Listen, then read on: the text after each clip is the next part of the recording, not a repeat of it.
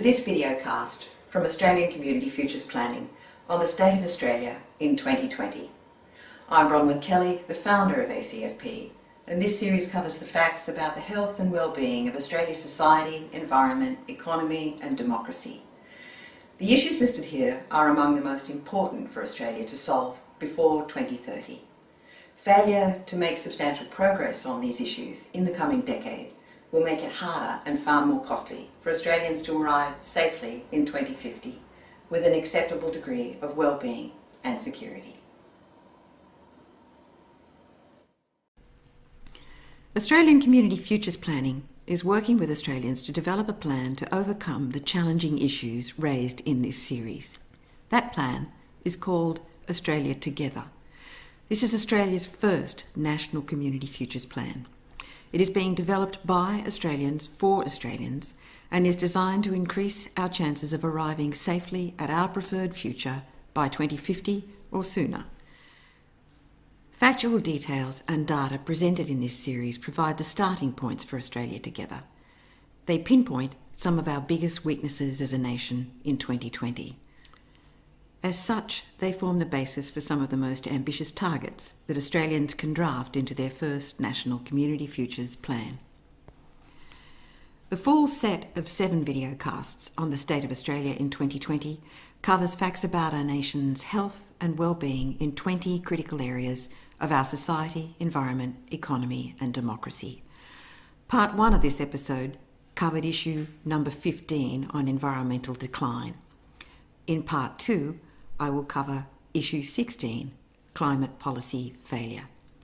For the remaining episodes in the state of Australia in 2020, visit the ACFP website at www.austcfp.com.au.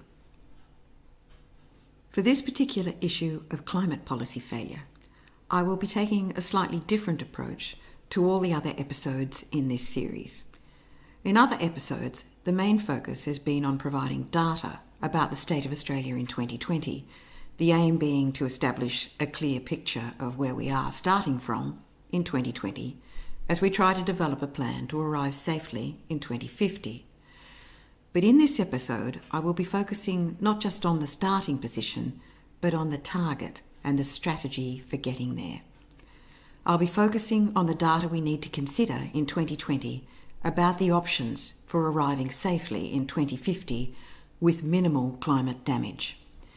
In that regard, this episode doesn't just focus on our current poor state of health as a nation.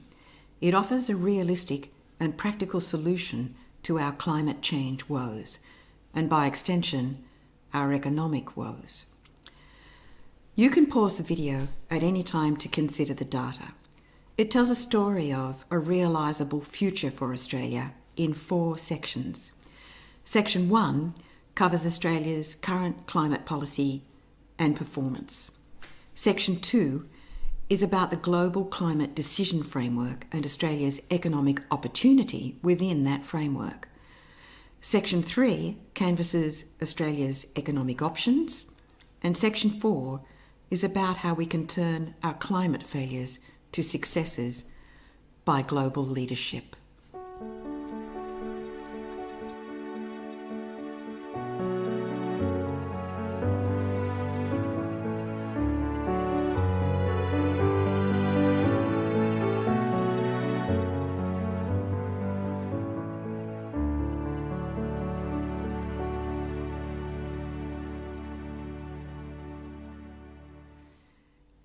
In the first episode in this series, I said that Australia is fortunate in that we are not at war on our soil.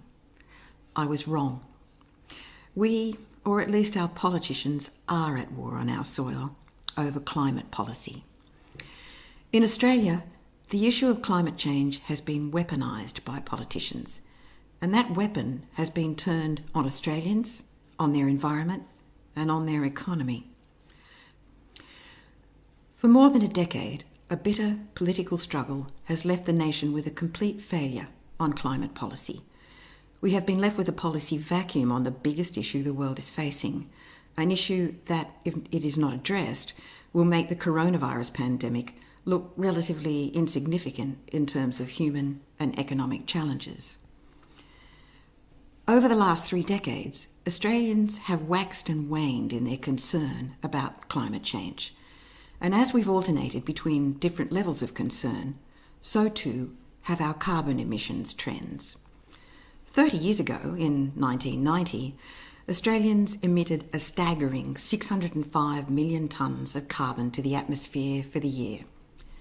They got concerned about it, and so did politicians, the result being that emissions trended down substantially until 1995, when we reached the lowest total emissions in any year in the last 30, 483 million tonnes.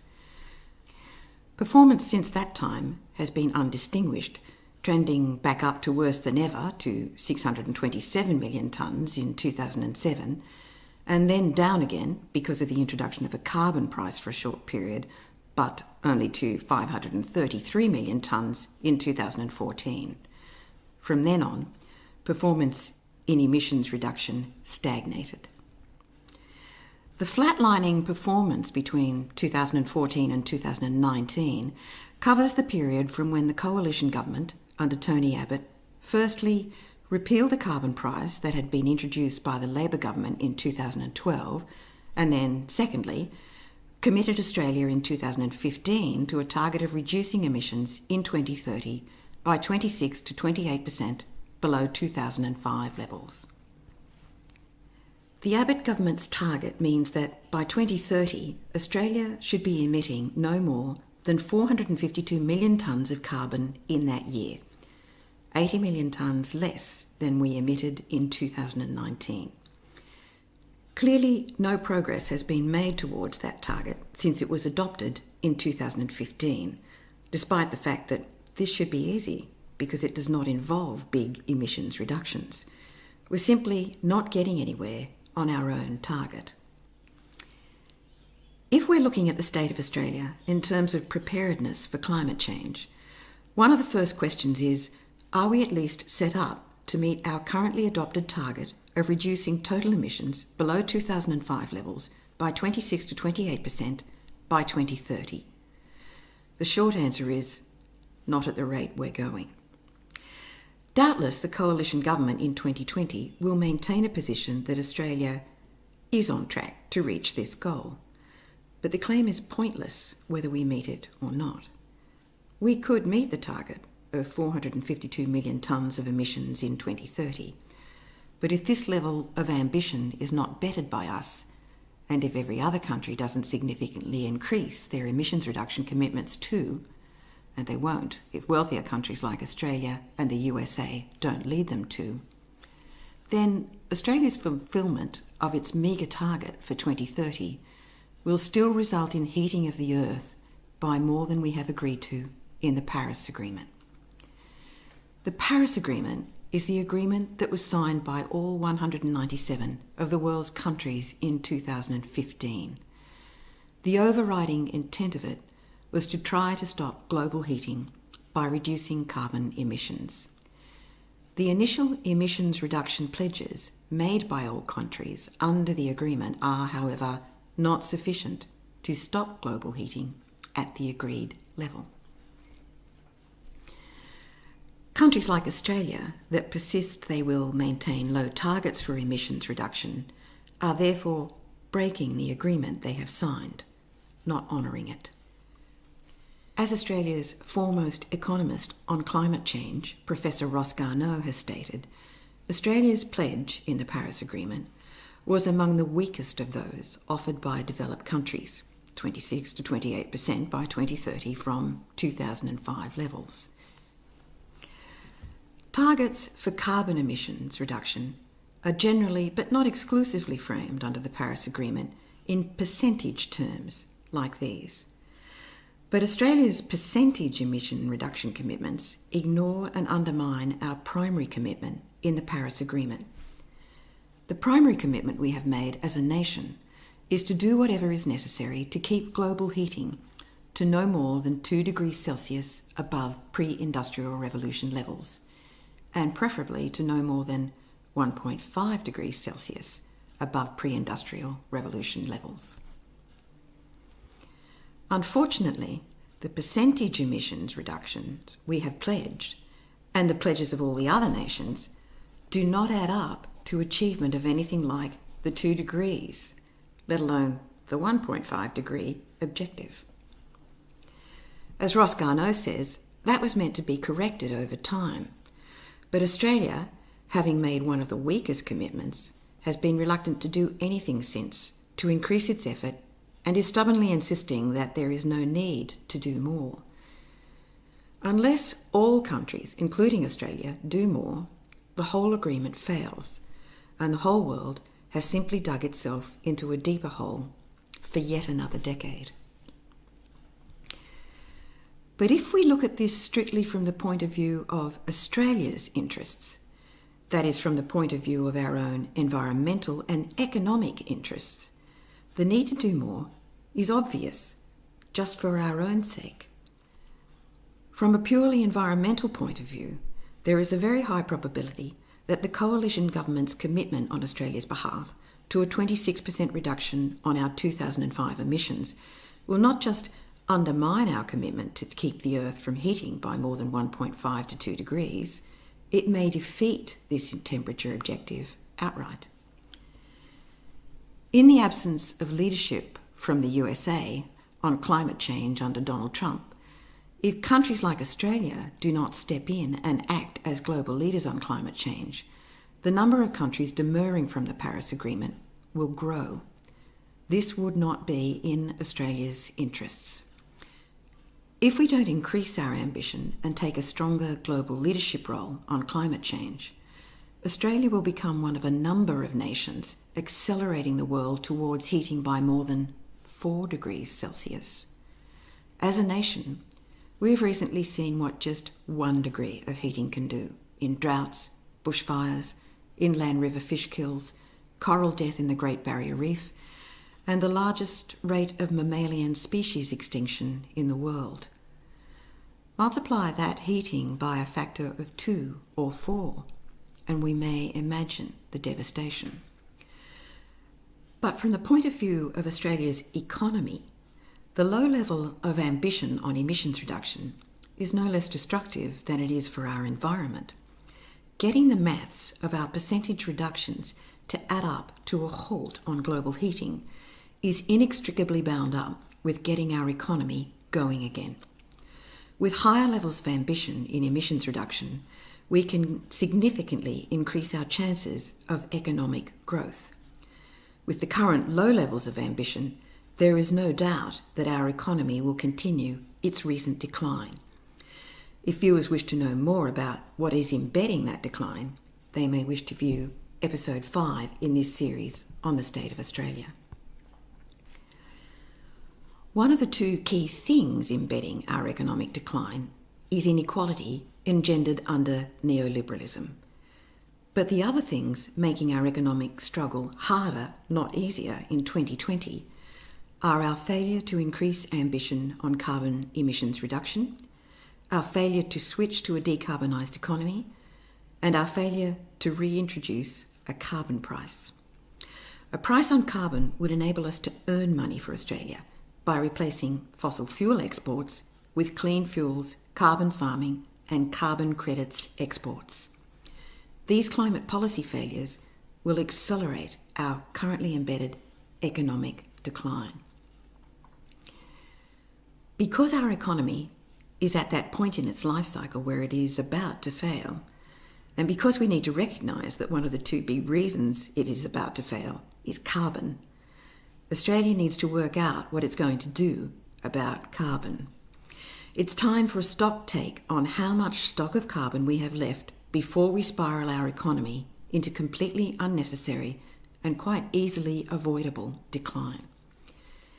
As a nation, we need to do the maths on emissions reductions necessary to maximise our chances of staying below 1.5 degrees of heating before it's too late to avoid that heating which will cost us much more to live with than it does to prevent. Our economy is definitely going to be better off if we can do that, and if we can lead the world to do their bit too. Australia's habit to date has been to say there's no point in us doing anything on climate change unless everyone else does too. But real pointlessness actually arises when we undermine the primary target of the Paris Agreement, heat reduction, with a low emissions reduction target, and thereby drag other countries to follow our lead. It is not in Australia's interest that other countries should pull out of the Paris Agreement. The maths for our economy will work out better if we stay true to the agreement and encourage others to do the same.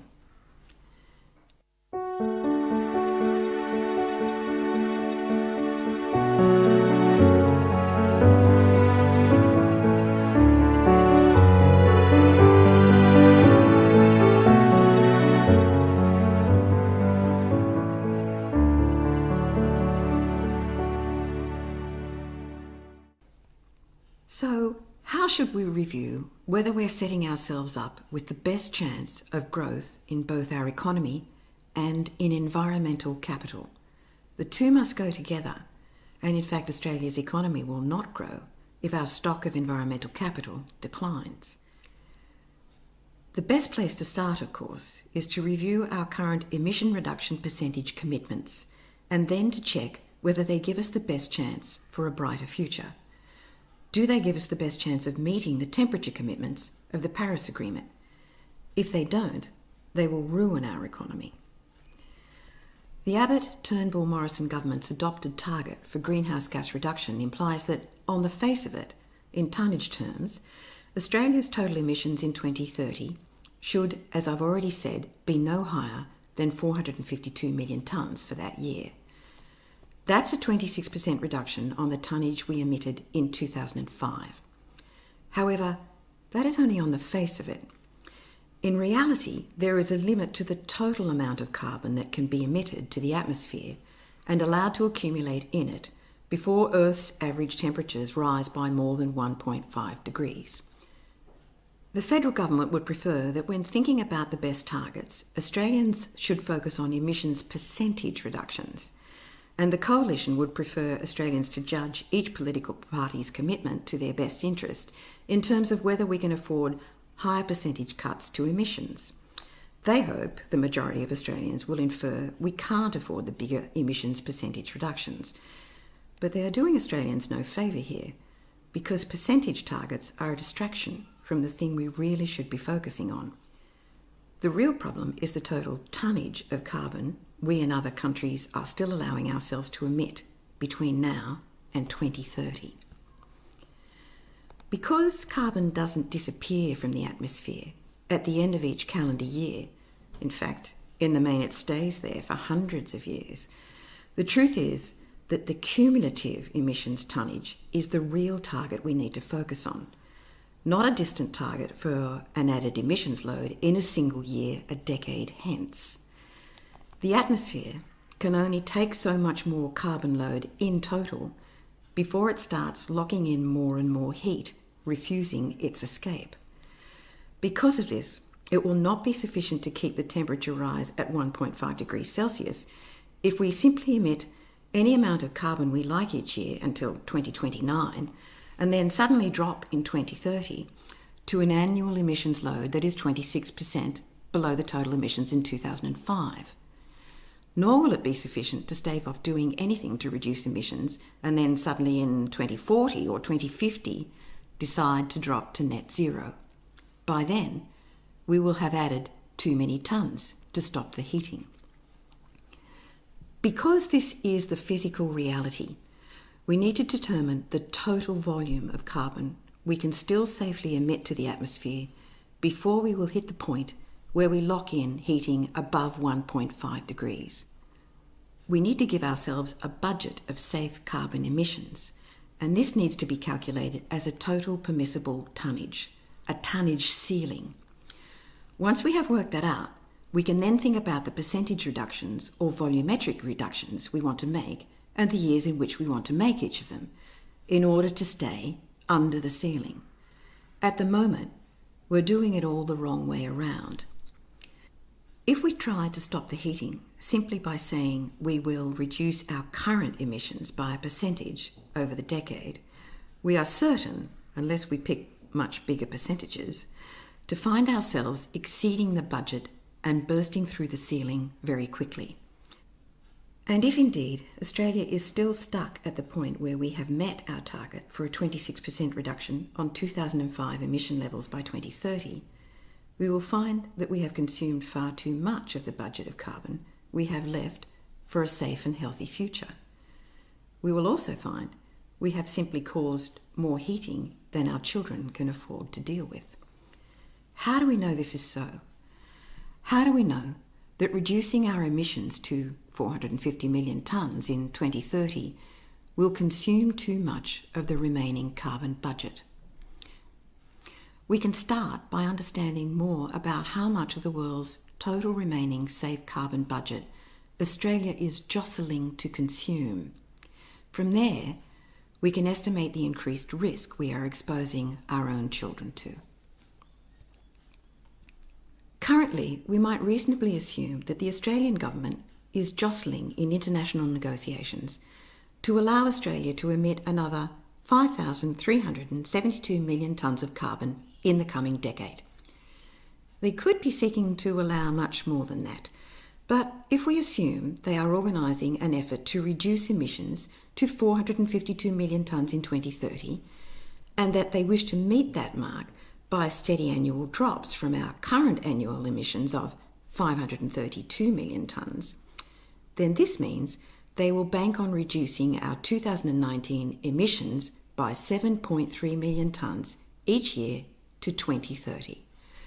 But how much carbon do we still add to the atmosphere in total if we support that path to the 452 million tonne target in 2030?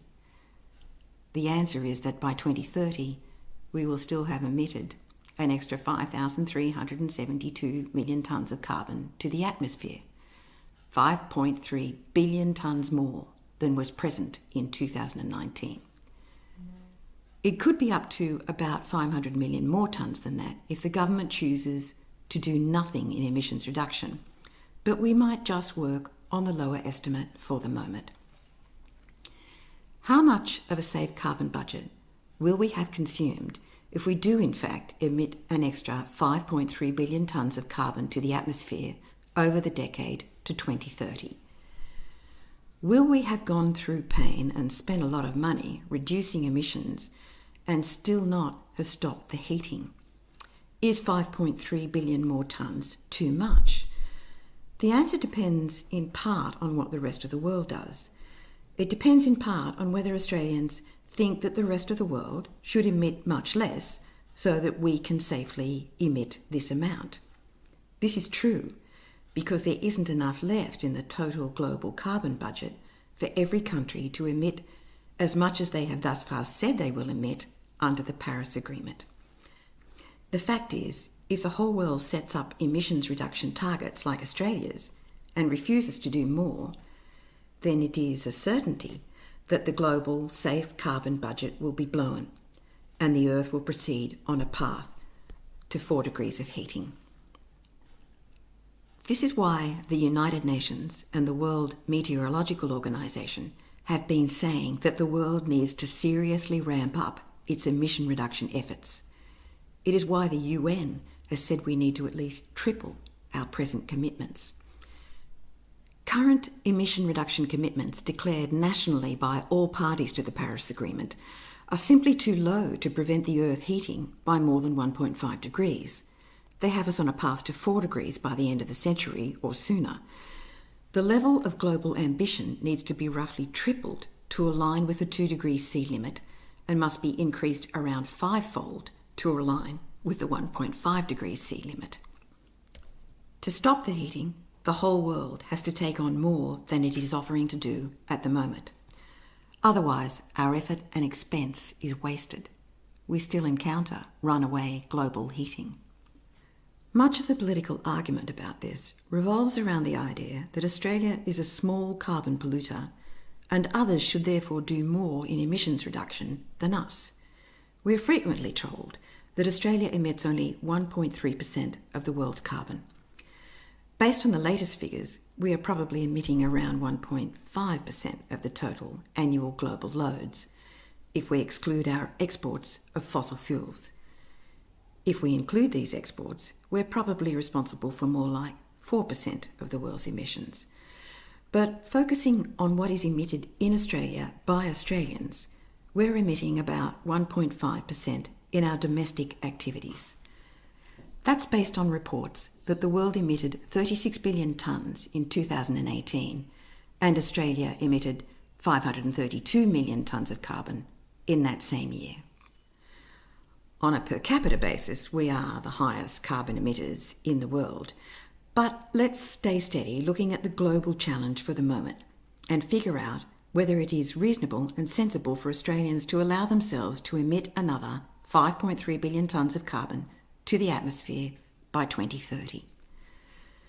To figure out for ourselves whether this is reasonable as a global citizen and safe for our children, we need to understand just how much carbon the whole world can emit before we lock in more than 1.5 degrees of heating. The Intergovernmental Panel on Climate Change, the IPCC, has worked this out. In early 2018, the IPCC estimated that the remaining global carbon budget for capping heating at 1.5 degrees was about 420 billion tonnes of carbon. Alas, with the passage of time and uncurbed emission rates, that has now dropped to just below 350 billion tonnes. That's how much the whole world can still emit starting from 2020 in total before we all tip over the 1.5 degree heating threshold. This 350 billion tonne ceiling is based on a 67% probability that limiting further emissions to this level will keep heating below the 1.5 degree threshold. There's a 33% chance it won't. In any case, though, current global emissions are about 36 billion tonnes per year.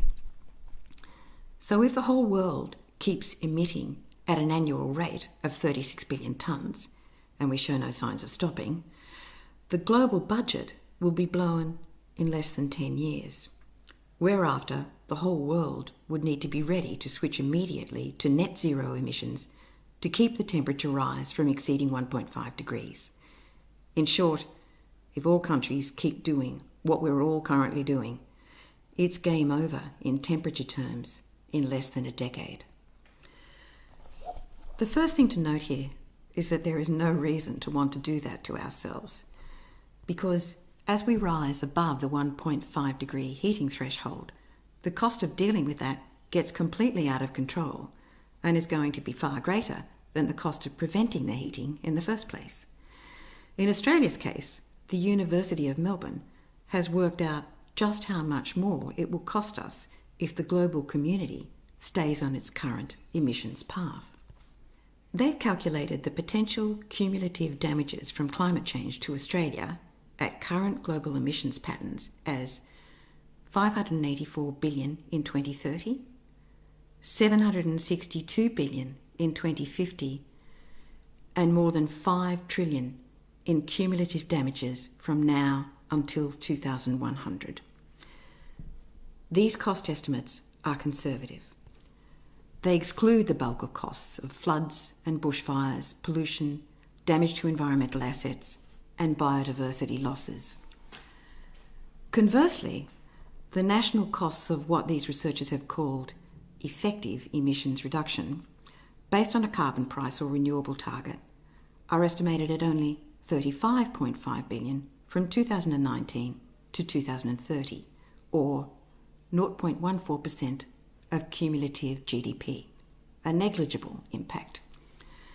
What is being made clear here is that no matter what we do from here on in, it will cost us. It will cost us at least 35.5 billion to 2030 because we have done nothing. We should have started 2 decades ago if we wanted this to cost Australia nothing in the 2020 decade. And I should stress that this comparatively low estimate of our impending losses this decade is a minimum. What the researchers are calling effective emissions reduction isn't effective enough to stop heating above 1.5 degrees, nor for reasons I will explain later, does it actually shield us from the larger losses post-2030. Nevertheless, overall, the costs of emissions reduction for Australia are far less than the damages arising from inaction, even with modelling underestimating damages from climate change and overestimating the costs of emissions reduction. And of course, the picture is the same if looked at globally. It's far cheaper to prevent than cure. What this confronts us with is the fact that all nations would be far better off by committing to achieving net zero emissions sooner rather than later. But once we begin to think of it like that, it quickly becomes an opportunity. Every smart country should be calculating how much it's going to cost them to get to net zero and what it will cost them if they don't get there. But the best date to get there is already clear. Because going above 1.5 degrees increases the total costs of managing climate change well beyond the mere cost of reaching net zero before we blow the carbon budget, we can be certain that the best date to get to net zero is going to be the day before we breach the 350 billion tonne mark for global carbon emissions. In this particular pattern of carbon budget consumption, our current pattern as a global community, that day is somewhere in 2029. This is probably pretty scary, but it is useful in that it gives us an early indication that plotting a course to achieve net zero by 2050 is extremely unlikely to work. It certainly won't work at our current rates of consumption of the remaining carbon budget. There's no point in arriving at net zero by 2050 and realising we will still hit 4 degrees of heating because we consumed the full carbon budget 20 years earlier. This is why percentage reductions are the wrong way to talk about targets. They take our eye off the carbon budget limit and stop us figuring out the cheapest way to prevent temperature rises above 1.5 degrees. But how do we figure out the cheapest way to get there? How can we be sure that we'll be ready at net zero before we breach the 350 billion tonne mark as a global community? What are the annual tonnage reductions we need to achieve? The easiest way to work it out is to look at it in terms of even annual tonnage reductions. I'm not going to bother with bumpier patterns or patterns that start low and end high. They're too risky, and there is already a 33% chance that 350 more billion tonnes will still tip us over the 1.5 degree mark. The carbon budget, which would more fully protect our children, would be closer to 235 billion tonnes. If we work on the basis of even annual tonnage reductions and these two different carbon budget sizes, we can look at three main options for global carbon reductions. From there, we can pick the one that makes most sense, and from there we can decide what Australia's smartest carbon budget should be. Starting with option one, and keeping in mind that we're still talking globally here, if the whole world is to achieve the target of net zero via even tonnage reductions without breaching the 350 billion tonne budget limit, the optimal required annual reductions are about 1.8 billion tonnes each. Those reductions mean that the world would arrive at net zero by 2039, just before we breach the 350 billion tonne limit. If we are lucky, the world should make it with about 8 billion tonnes to spare. That might come in handy because a 350 billion tonne cumulative budget load might still be too much and take the world over the 1.5 degree mark anyway. If we would like to increase our chances of staying below the 1.5 degree mark, say to 100%, which is probably what our children would prefer us to aim for, we can consider option two. In that option, we should assume that the real total emissions tonnage limit is more like 235 billion tonnes, 33% less than the 350 billion tonne allowance, which gives us only a 67% chance of staying below 1.5 degrees. If we adopt this tighter 235 billion tonne budget, then the optimal required annual tonnage reductions rise from 1.8 billion tonnes to 2.7 billion tonnes per annum. Those reductions mean that the world would arrive at net zero sometime in 2033, 6 years sooner than in option 1, but again, just before we breach this more ambitious carbon budget limit of 235 billion tonnes. This time, we might arrive there with about 12 billion tonnes to spare in the budget. This more cautious option has a disadvantage for the current older generations, inasmuch as it places more of the heavy lifting onto them in the 2020 decade, but not as much as the heavy lifting that would be forced onto the next generation in option 1. This second, more ambitious option is definitely fairer to our children. What is clear, though, is that neither generation would fare well in terms of cost if the world settled for option 3, net zero by 2050, and stuck with that path for the next decade. That option will mean the world blows the whole carbon budget in about 12 years and will be nowhere near ready for net zero before it has blown the budget. Assuming the more luxurious carbon budget of 350 billion tonnes, annual tonnage reductions to reach net zero emissions by 2050 would need to be about 1.17 billion tonnes each, which is obviously a lot easier than 1.8 billion or 2.7 billion tonne reductions required under options 1 and 2, respectively. But this slow option 3 reduction pattern adds way too much carbon to the global load and breaches the 350 billion tonne limit way too early, almost 20 years before net zero is reached. So it defeats the temperature objective. If we prefer the low-risk carbon budget of 235 billion tonnes, option 3 breaches that budget in 2027, 23 years before we reach net zero. Economically, it makes no sense to do this to ourselves.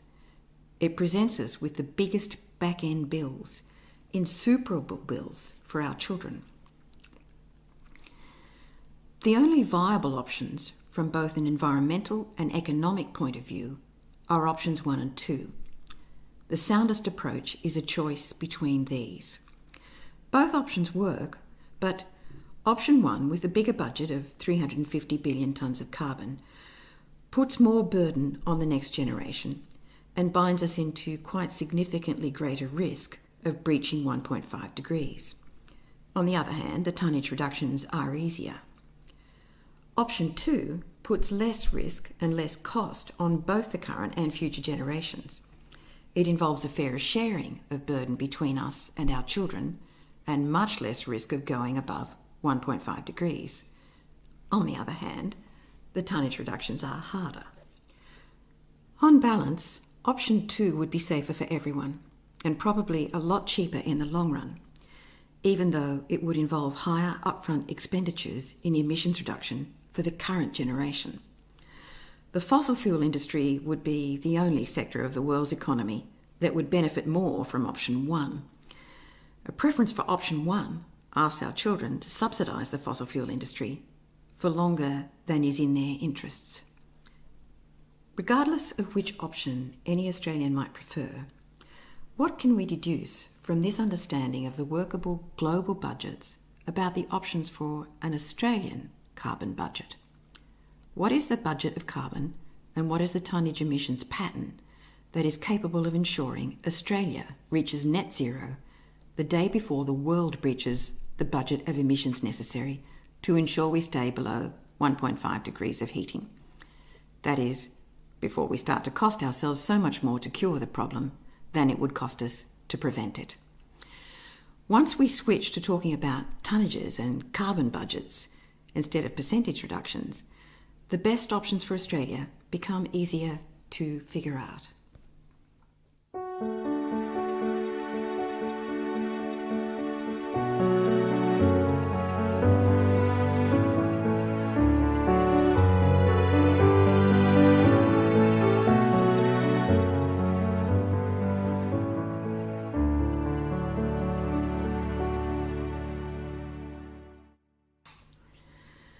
So, what are our options? what is a reasonable and economically sensible carbon budget for Australia? What's our reasonable share of the remaining carbon the world can emit to the atmosphere before we tip over the 1.5 degree heat rise threshold? There are two viable options, although one has a greater chance of success than the other. In option one, we can assume the world budget is 350 billion tonnes and that this will give us a 67% chance of keeping heating below 1.5 degrees. In option two, we can assume the world budget is 235 billion tonnes for a near 100% chance of keeping heating below 1.5 degrees. Australia is currently emitting 0.532 billion tonnes per annum, excluding the emissions from its exports of fossil fuels. On that basis, Australia is currently emitting around 1.5% of the world's added carbon budget each year. We might reasonably assume then, at least for planning purposes, that Australia would advocate the right to emit no less than 1.5% of the remaining global carbon budget, whatever the world decides that budget is. But to justify an assertion that we can continue to emit that much proportionally, Australia would need to accept, in good faith, as an honourable negotiator, that we need to arrive at net zero emissions, like everyone else, before the global budget is blown. How could it be fair otherwise? How would it be fair to say that we are currently emitting 1.5% of global annual carbon, but should now be able to take that as the minimum we should be allowed to emit? Or to put it another way, how would it be fair to claim we should be given the latitude to emit an even bigger proportion of the world's carbon pollution than we are currently emitting? Currently, the Australian government is hanging out for exactly that in international negotiation forums on the Paris Agreement. In fact, it is on track to hang out for the right to emit at least double our current proportional share of carbon pollution.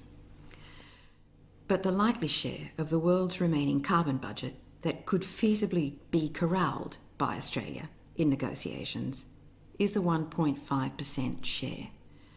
That means our reasonable share of the remaining global budget in tonnage terms is going to be no more than 5.25 billion tonnes of a 350 billion tonne global budget, and no more than 3.53 billion tonnes of a 235 billion tonne global budget.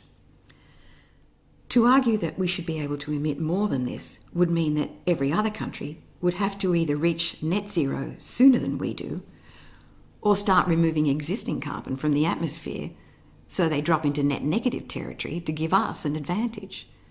That won't be accepted for several good reasons, and there is no point in pursuing it.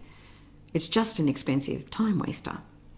Once we accept that there is a finite budget of remaining emissions for the whole globe, and we should accept it because it costs us too much not to accept it, then the only reliable way to stay within the carbon budget is for every country to take care of no less than their own mess, and all reach net zero in the same year.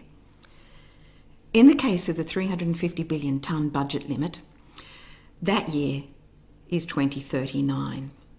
In the case of the 235 billion tonne budget, the year is 2033. With these timeframes being clear, it is also clear that if Australia is to stay within its fair share of the global budget, then the annual total tonnage reductions it will need to achieve are 0.027 billion tonnes per annum in option 1 and 0.038 billion tonnes per annum in option 2. It might not sound like much, but both figures entail much bigger percentage reductions by 2030 than the government's current commitment of a 26% reduction on 2005 volumes. Option 1 represents a 55% reduction on Australians' 2019 emission volumes, and Option 2 a 79% reduction on 2019 emission volumes by 2030. Both options are a significant tightening of the 452 million tonne target the government is currently standing hard by in its 2030 commitment under the Paris Agreement. option 1 concludes it is safe for us to allow ourselves to emit in 2030 only half the emissions currently being contemplated by the federal government for the 2030 year. Option 2 allows us to emit in 2030 only a quarter of what the government is planning to emit in that year. The current emissions target of 452 million tonnes for Australia in 2030 massively outweighs both safe budgets. Should Australia brazen it out as such an irresponsible and uncooperative global citizen for the coming decade, then we will have done ourselves no favours at all. There are, of course, other options for Australia. We might assume there is an option 3, which is for Australia to aim to achieve net zero by 2050. This is what state governments are currently aiming for, and within that target, some, such as New South Wales, are newly aiming to achieve a 35% reduction on existing emissions by 2030. It sounds good, at least it sounds better than 26% reduction, and of course it is. It also requires annual tonnage reductions of only 17 million tonnes a year instead of the 27 million or 38 million tonnes required for option 1 and 2 respectively. But if applied across Australia, it doesn't work. We cause ourselves more expense and still exceed both safe budgets for 1.5 degrees because we breach our 5.25 billion tonne budget limit in 2032 and our 3.53 billion tonne limit in 2027. So we reach net zero at least 18 years too late to keep the heating below 1.5 degrees, and maybe even 23 years too late if the world prefers a lower carbon budget, just to be on the safe side. Of course, there is option 4, which equates to sticking with the federal government's current adopted emissions reduction path of 26% by 2030 on 2005 levels. In option 4, if Australia gives itself a 5.25 billion tonne budget, we will have consumed that entire carbon allocation by 2029. We will have irretrievably caused the heating we are trying to avoid, because we will have run right over the feasible carbon budget and still not have reached net zero.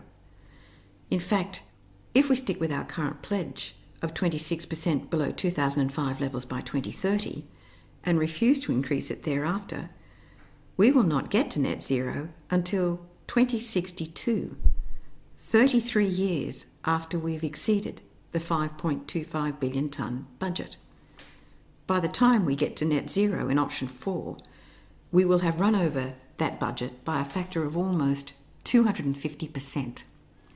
We will have emitted 7 billion tonnes more than the budget permits and 9 billion tonnes more than the other budget option of 3.5 billion tonnes.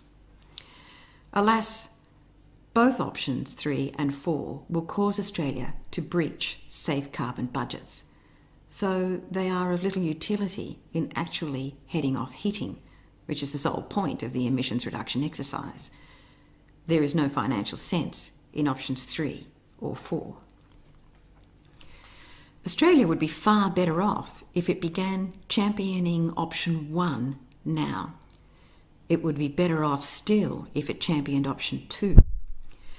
If we can convince the world to adopt a global budget of no more than 350 billion tonnes of carbon, as in option 1, and that in good faith, under that agreement, we will commit to achieving net zero by 2039 and stay within our reasonable 1.5% share of the total global budget, then we will be better off financially.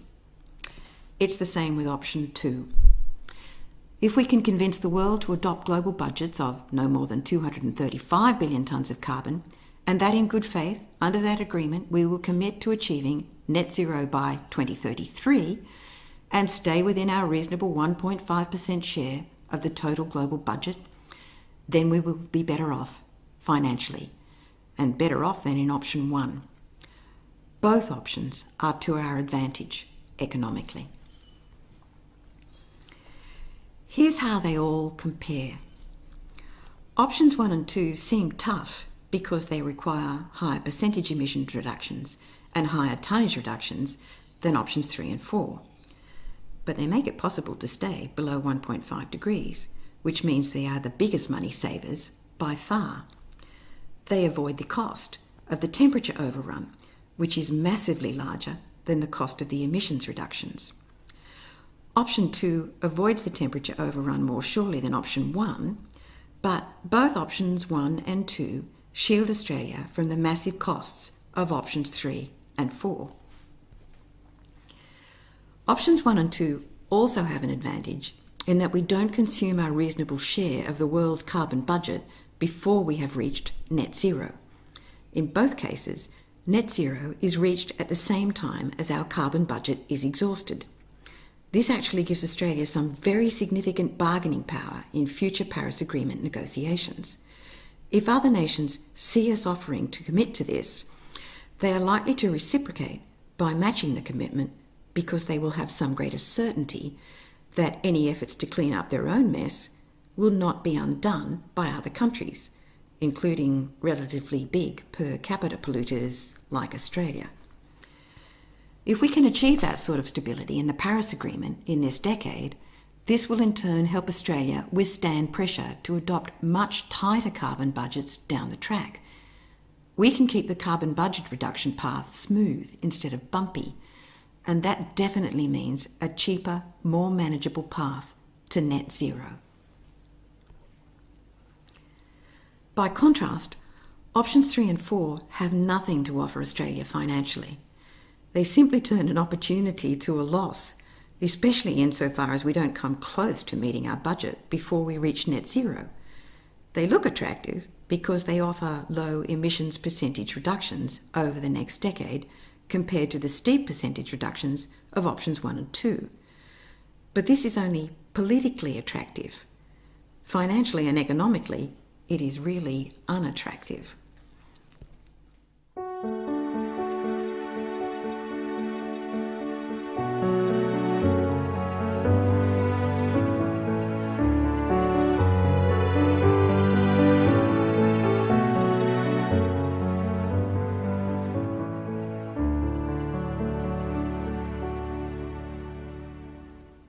In the perversity of politics and our climate policy wars, we may expect that some in our federal parliament will seek to distract Australians from what we need to do to solve climate change. There are MPs from both the Coalition and Labor, and in both state and federal government, who will do this. In particular, we may expect them to continue framing the debate in terms of misleading percentage reductions, conducting a sort of Dutch auction in which lower and lower percentage reductions are offered to Australians in election pitches in the hope that people will vote for the party offering the lowest because they assume it is the least cost option, when of course the lowest emissions reduction efforts are actually the highest cost options. Moreover, that high cost descends on Australia before the end of the 2020 decade. As I've already mentioned, according to Melbourne University's Sustainable Society Institute, this cost can be reduced to $35.5 billion for the 2020 decade if we at least stick to our current pledge of 26% below 2005 levels by 2030, but only with a carbon price or a 100% renewables target, and only if the rest of the world doubles their current pledges. That better outcome for Australia only pertains if the government completely changes its negotiating stance in the Paris Agreement and its policies on carbon pricing and renewable energy targets, and if the rest of the world doubles its pledges. Without those policy changes, Australia's current emission reduction pledge simply locks in the bigger losses because it locks in heating of 2 to 4 degrees.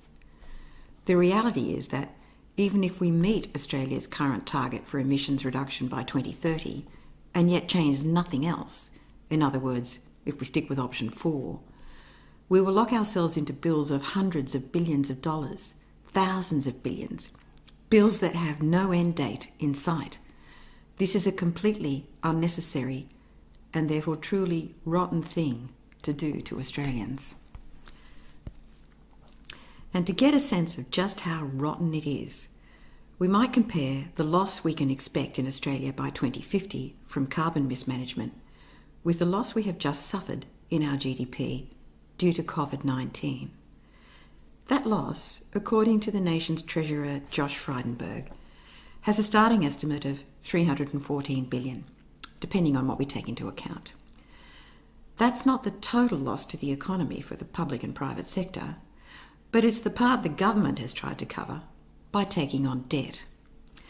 As of September 2020, taxpayers have taken on debt starting at $314 billion to tide us and our economy over during the unprecedented disaster of the coronavirus pandemic. That's a 15.8% hit to our GDP. We have done so willingly, by and large with significant support from economists of just about all persuasions and the Reserve Bank that it is the right and smart thing to do. And yet, the government is insisting we can't afford to do more.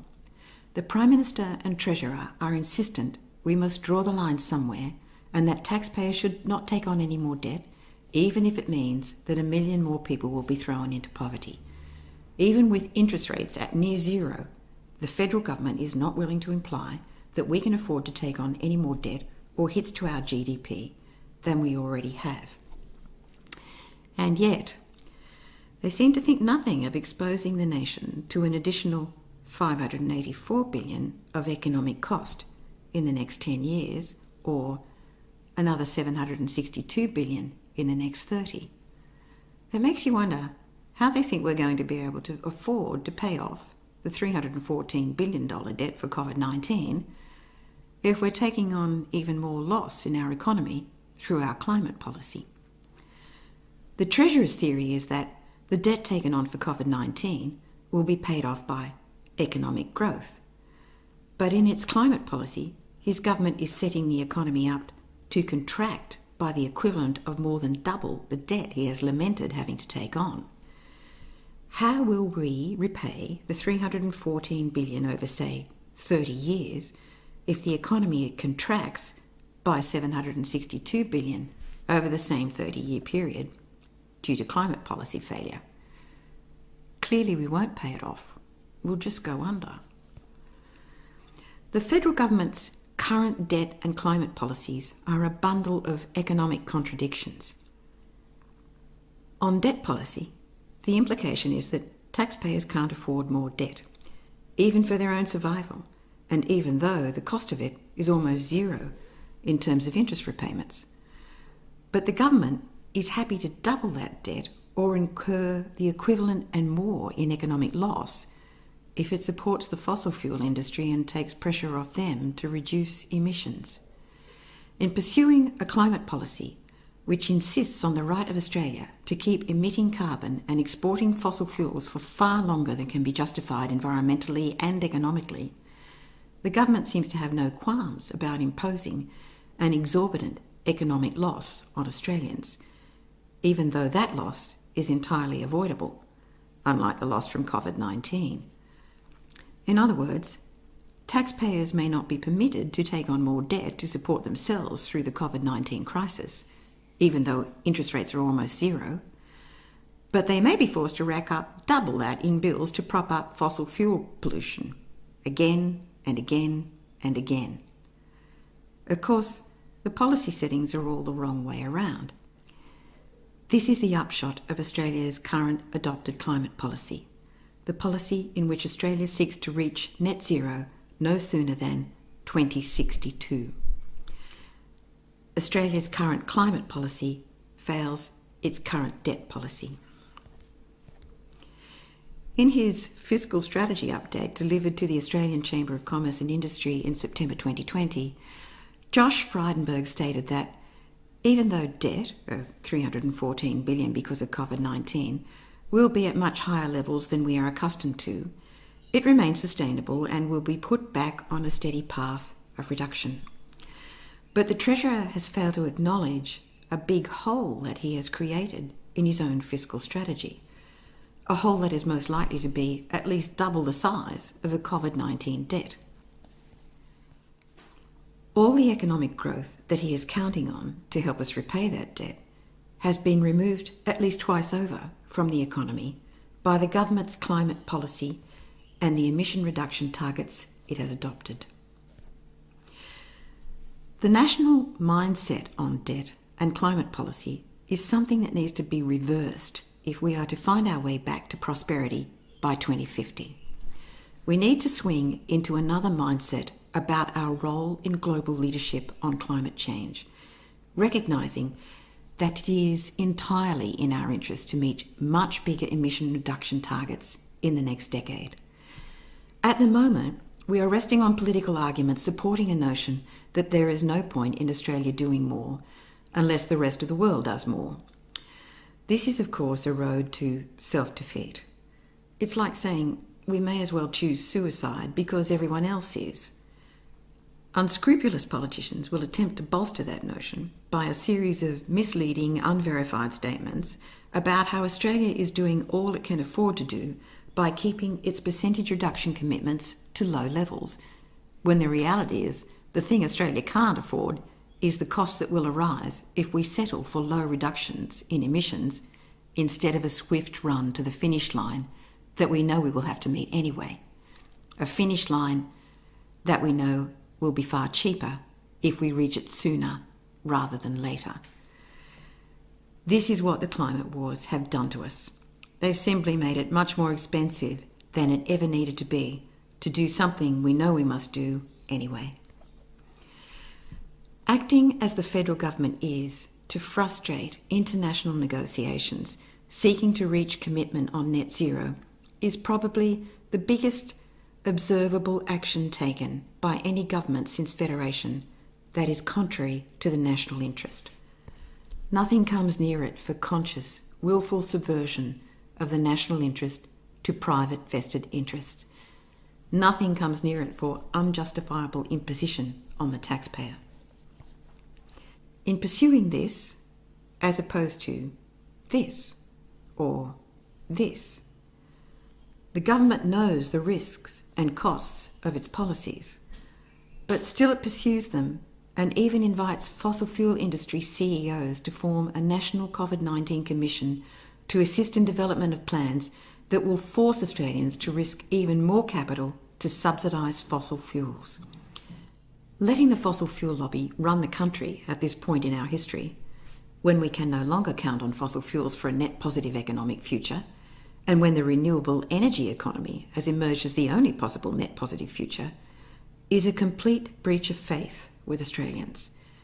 In allowing it, in recruiting fossil fuel company CEOs and shareholders without competitive selection, in installing them behind a wall where Australians may not view their conflicts of interest, in transferring the NCC into the Department of Prime Minister and Cabinet, from whence their activities and influence have even less chance of being independently scrutinised, and in the same process, sidelining Australia's elected parliament, the coalition government of 2020 has converted Australia's democracy to a plutocracy. Our nation's program for recovery from COVID-19 is being solely controlled by the vested interests of the fossil fuel industry, notwithstanding that industry's huge conflict of interest. The federal government seems intent on what they call a gas-led recovery from COVID-19. But the fact is that if the fossil fuel industry secures taxpayer funding for additional gas, oil or coal infrastructure, the government will simply be forcing taxpayers to fund and to underwrite the inevitable private losses of these companies.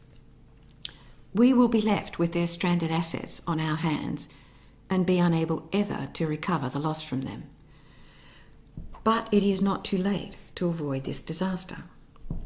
We have started late, but we can make an affordable run to the finish line. And ironically, the faster and harder we run towards net zero, the more money we will both save and make as a nation. A swift run to net zero avoids this and this and this. But not only is a swift run to net zero going to make it far easier for Australia to avoid these massive economic losses, we could, if we were sharp, set up our decarbonisation program to make money and maybe even more than offset our costs. The University of Melbourne's modelling indicates that no matter what we do now, we are probably going to see our GDP fall below where it should be if all of us are to maintain our current quality of life. This is because we have started our run to the finish line 20 years too late. But it is not too late for a country with Australia's resources to reverse the problem and make a virtue of necessity. A slow to moderate run to net zero, according to Melbourne Uni, is likely to produce a much smaller GDP loss than if we do nothing. By that they mean if we stick to our current commitment of a 26% emissions reduction on 2005 levels by 2030, and the rest of the world doubles their current commitment, then at the end of the decade, Australia's economic loss will be $35.5 billion. But there's a catch. The loss will only be this low if we adopt a carbon price or take on much more in renewable energy. Without those two things, the cost will rise substantially. Continued use of fossil fuels at our current rates will hit Australia's bottom line hard. If we keep buying fossil fuel-based energy and build gas infrastructure that will create emissions that negate other reductions, and keep refusing to price carbon and sell carbon credits, then this loss will rise. If we say we will meet our 2030 emissions tonne target of 452 million tonnes, but don't do so until the last minute, and don't reverse our policies on carbon pricing and renewables, then we will wipe out the whole potential cost saving and find ourselves right back where we are now, facing a $584 billion GDP loss in 2030, in addition to the $314 billion loss we have just taken on for COVID-19. This $35.5 billion loss looks comparatively tolerable until you realise it doesn't stop the heating. It just pushes back the time when the bills will pour in.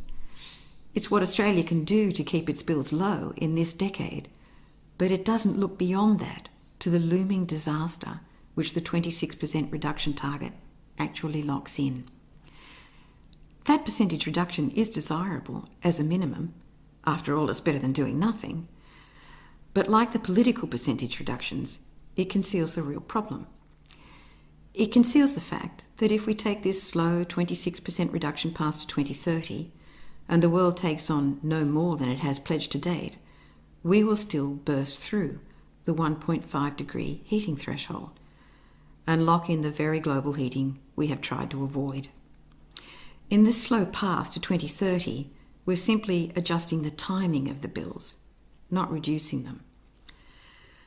But if we go for a swifter run to the finish line than the slow one Melbourne Uni has used in its modelling, it will be feasible, for Australia at least, to turn a loss to a gain.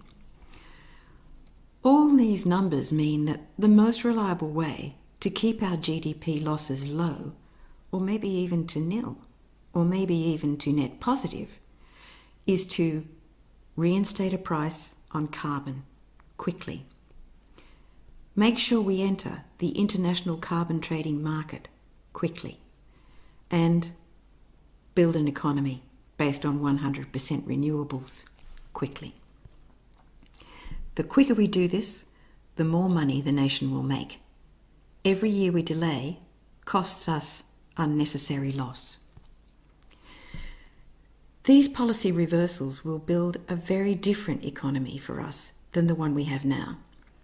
Australia will increase its GDP in future less and less through mining and subsidised fossil fuels, and more through sustainable agriculture, if we reverse the decline of the Murray-Darling, and through carbon farming, energy-efficient building retrofits, electric vehicles, and renewable energy from wind, solar, and pumped hydro, along with green hydrogen.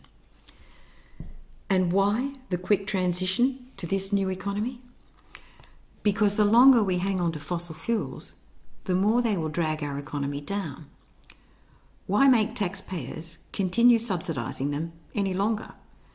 Well, more than a decade has passed since the last time coal mining and gas could make money for Australia without a taxpayer subsidy. Australia's economy needs this taxpayer contribution to be spent elsewhere.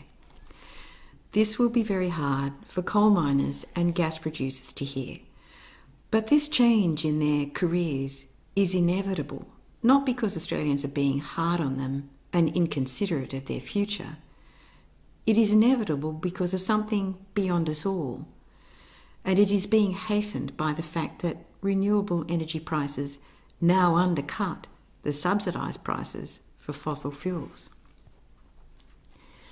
As the Australian Energy Market Operator has observed, we've now shifted from wondering whether wind and solar are our cheapest resource to a new set of problems, which is how do we efficiently integrate these resources into the system so that we can take full advantage of the fact that for the first time in this industry, we can use free fuel. Coal and gas simply can't compete with that. That being so, why shackle ourselves with the cost of the fossil fuel subsidy, which merely preserves profits for polluting corporates while raising our energy prices?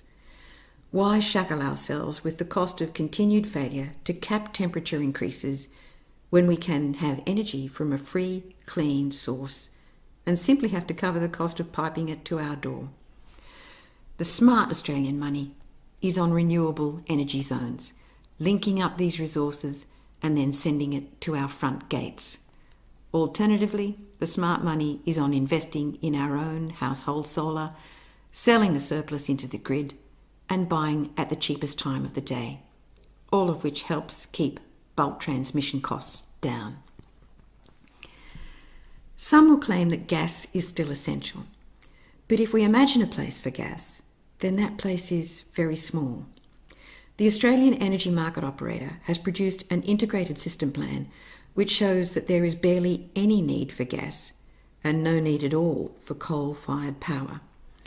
Large-scale gas will have a very short viable lifespan, and it will only achieve some semblance of a viable lifespan if it is massively subsidised up front by taxpayers, which means in reality new investment in gas has no viable lifespan whatsoever. Taxpayers are entitled to spend their money elsewhere.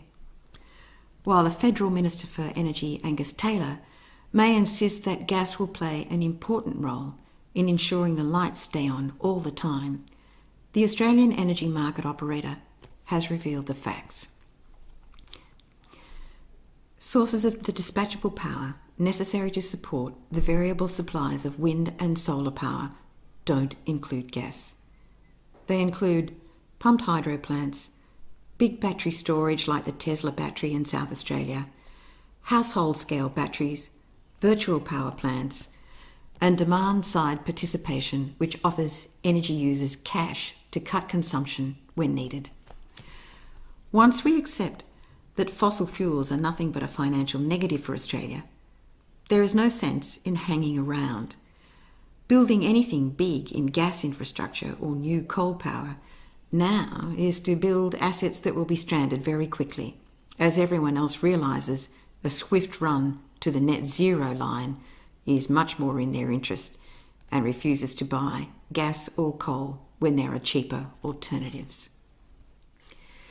In an economy set up in this new way, with renewables and no coal and as little gas as possible, Australia is very well placed if we play our negotiating cards right on the Paris Agreement.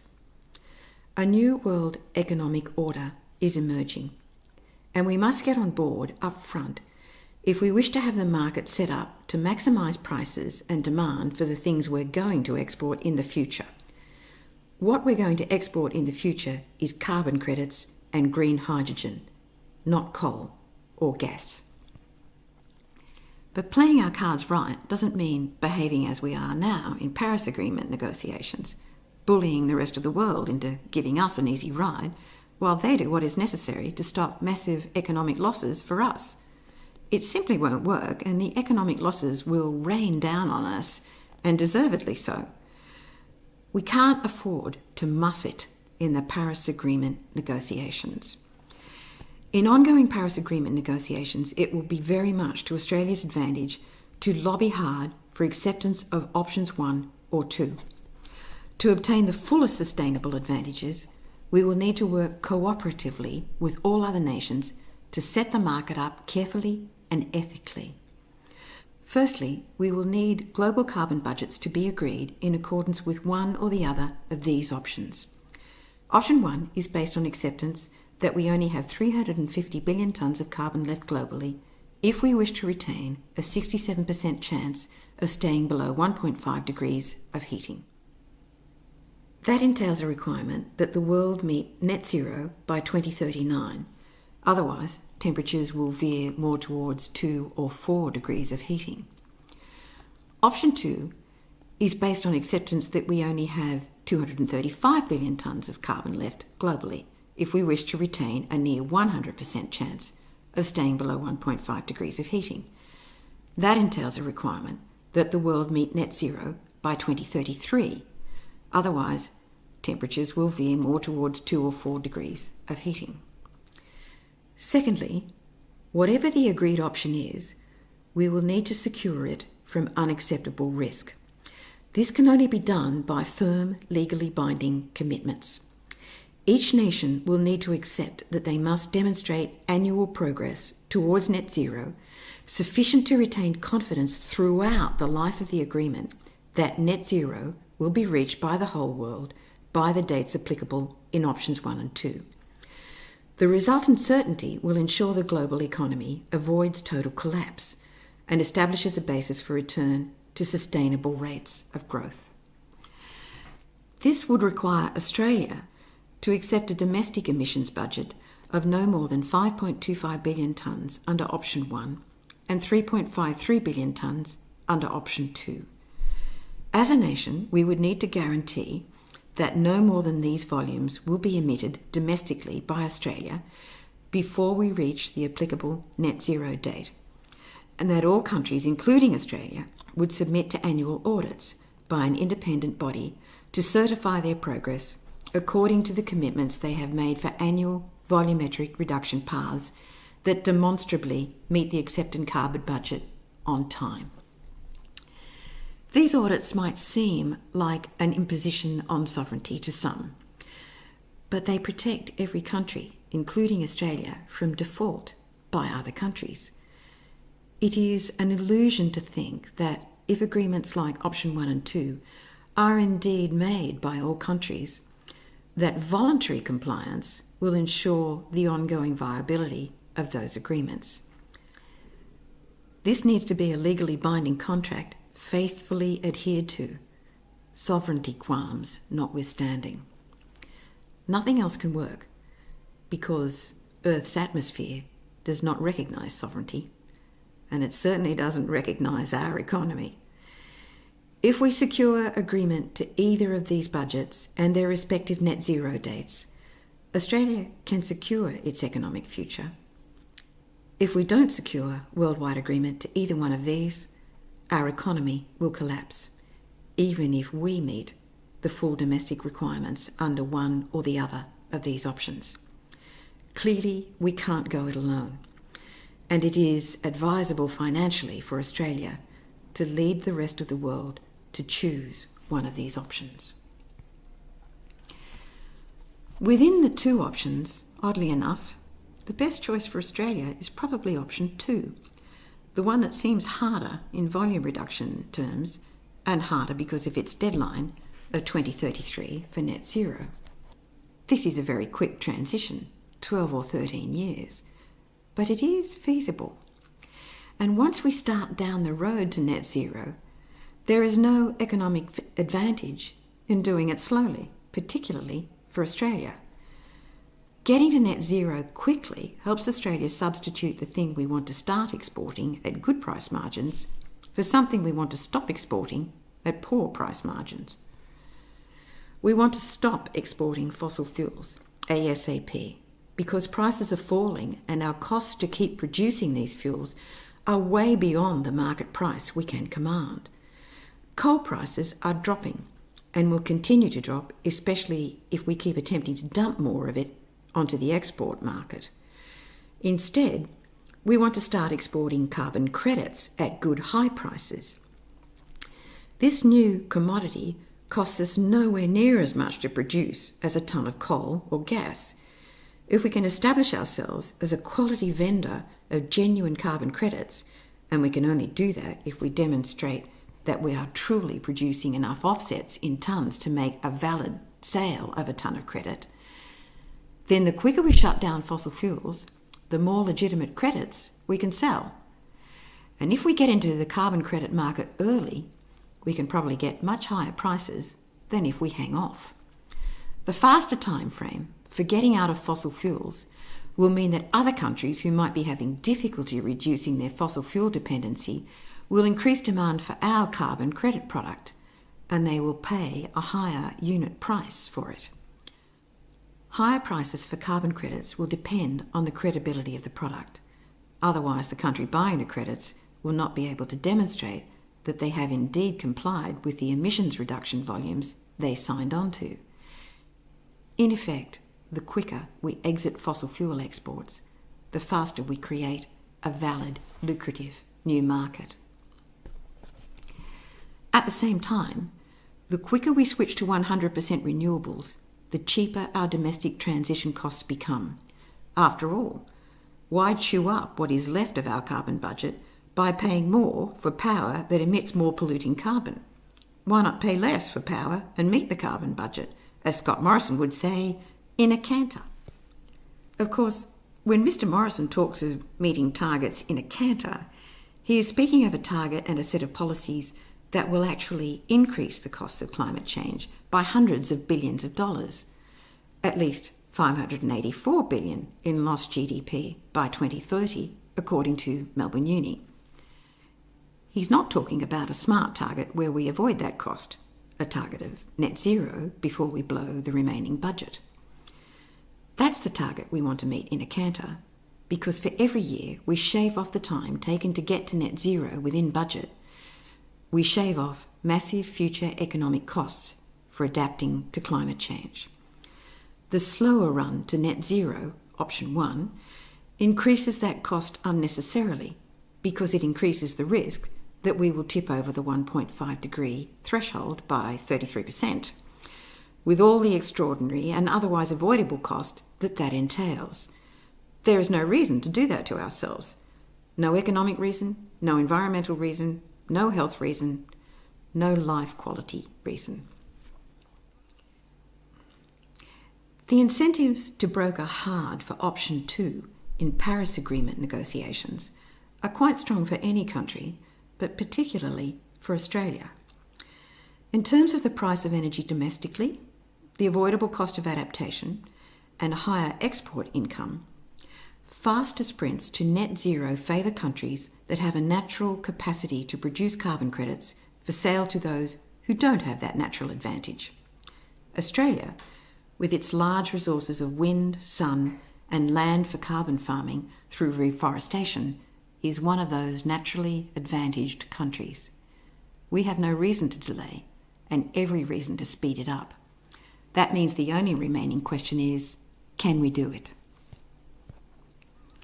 Can we get our own emissions down quickly to build up the supply of carbon credits we can then sell at good, strong prices? Option 1, the slower option, which we might have to fall back on if we can't convince other countries to take on the lower global budget, is quite easy as it involves annual volumetric reductions of only 27 million tonnes a year. This isn't too much more than some of the highest annual tonnage reductions Australia has managed in the last 30 years. In 2010, we managed a 25 million tonne drop in carbon emissions compared to the previous year, and in 2013, another drop of 21 million tonnes. And back in 1992, we achieved a 61 million tonne drop in 1 year. In fact, in the 5-year period between 1991 and 1995, we averaged carbon emission reduction drops of 24 million tonnes a year. It can be observed that this was during a global recession, so from a carbon emissions perspective, there's a silver lining to global recessions like the one we're in now.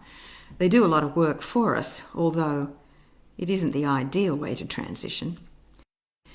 The annual emissions reductions in option 2 are about 16% higher than the average of our best performance years so far, But there's a silver lining there too. It is cheaper to achieve these higher emission reduction volumes now than it has ever been.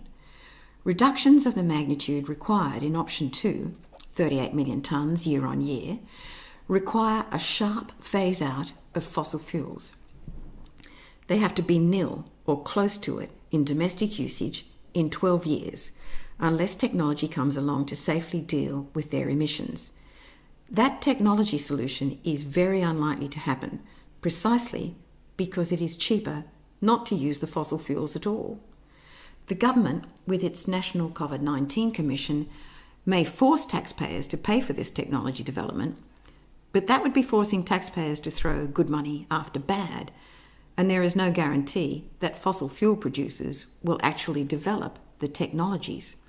As Ross Garnaut has observed, despite the commitment of large financial support from the Australian government, the Australian coal mining industry hardly invested at all in the research, development and commercialisation of carbon capture and storage technology.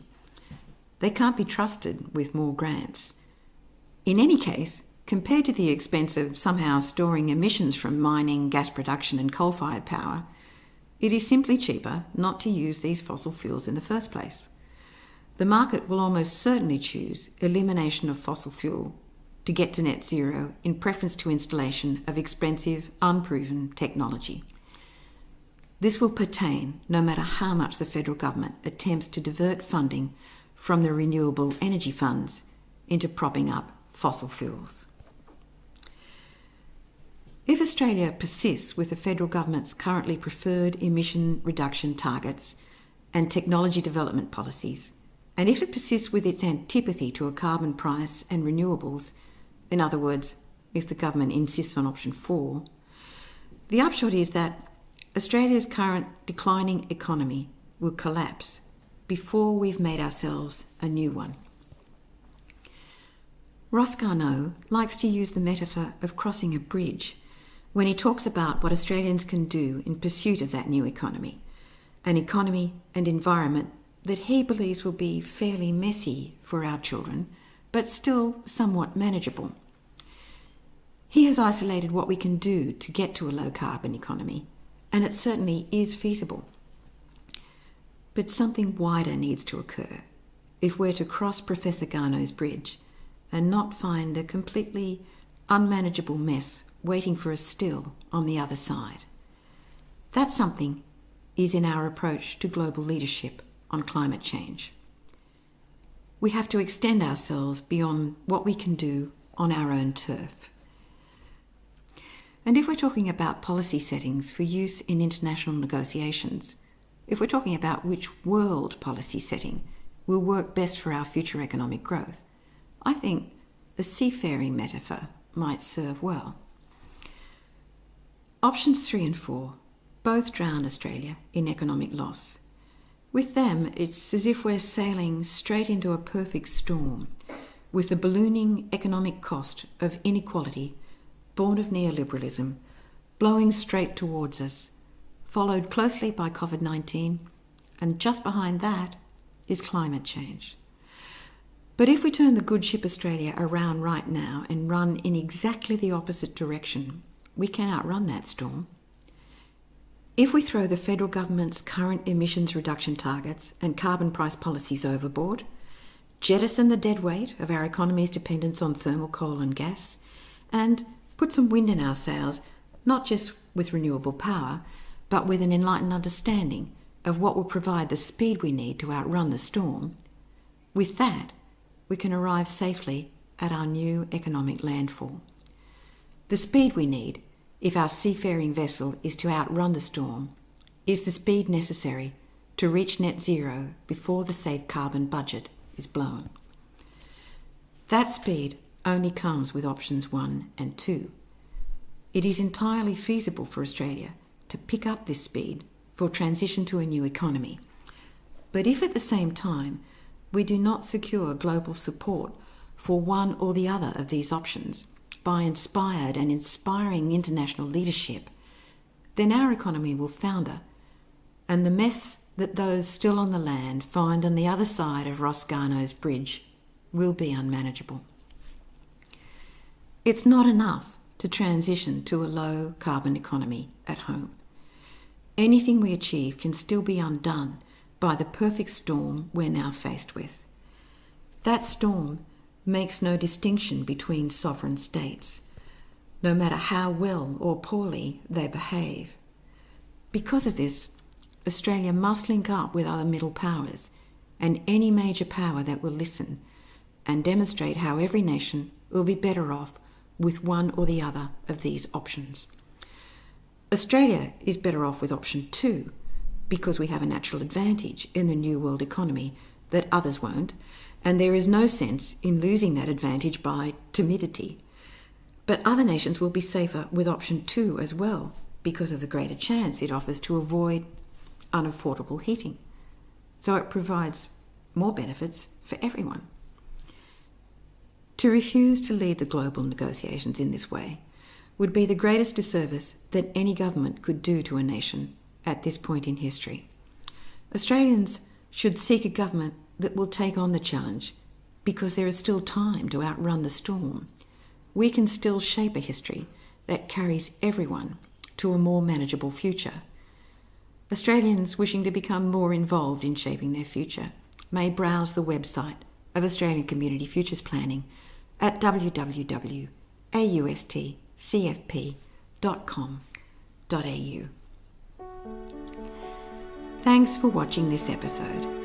In the next and final episode of this series on the state of Australia, I will set out the facts on our current health and safety at home, our educational attainment, our quality of life and loss of social cohesion, and our declining well-being and happiness. If you like this episode, please click like on the YouTube page and share the episode with your friends and subscribe to this channel.